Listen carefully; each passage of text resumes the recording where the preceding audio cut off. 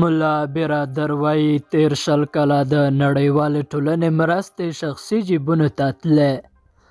د نیوز پریس چینل لیدونکو ستړي مشئ په موکړه تازه خو ډېر مهم خبر ته. د افغانستان د سرپرست حکومت د رئیس الوزرا لومړي مرستیال ملا عبدالغني برادر ویلي چې په تیرو 10 کلونو کې د افغانستان د وروسته والي لامل پراخ مالي فساد و.